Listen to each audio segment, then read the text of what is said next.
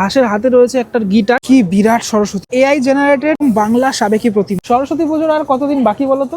গড়িয়ার প্রশান্ত পালের স্টুডিওতে কিভাবে রেডি হচ্ছে ঠাকুর দেখতে চলে আসলাম। এই হলো এআই জেনারেটেড বর্তমানে ট্রেন্ডিং কার্টুন ক্যারেক্টারের মতো দেখতে ঠাকুর, আর এই হলো একদম বাংলা সাবেকি প্রতিমা। মহাদেব এবং সরস্বতী একই দেহে বিরাজ করছেন। কিউট ঠাকুরের এখনো অব্দি চক্ষুদান হয়নি। ঘরের গিন্নি রূপে বাগদেবী বসে রয়েছেন পদ্মের ওপর। ছোটবেলায় সরস্বতী পুজোর দিনকারে হলুদ শাড়ি হলুদ পাঞ্জাবি পরতাম না, এই হলো হলুদ শাড়ি পরা ঠাকুর। ছোট মাঝারি থেকে এরকম বড় আকৃতির সমস্ত ঠাকুরই তৈরি হচ্ছে কুমোরপাড়াতে।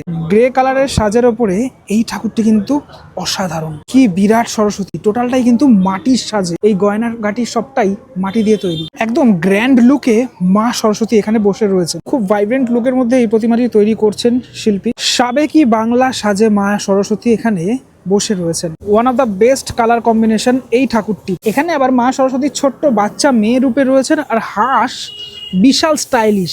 হাঁসের হাতে রয়েছে একটা গিটার আর মাথায় রয়েছে টুপি। তবে আর যাই বলো না কেন, মাকে কিন্তু এরকম মায়ের মতো দেখতেই ভালো লাগে। মাটির কাজের দিক থেকে সেরা সরস্বতী লাগলো আমার এইটি। এখানে যে ডিটেলের সাথে আমি কাজটা দেখলাম সেটা কিন্তু অন্য ঠাকুরের থেকে একদমই আলাদা। তোমাদের কোন সরস্বতী ঠাকুরটি ভালো লাগলো সেটা কিন্তু কমেন্ট করে অবশ্যই আমাকে জানিও।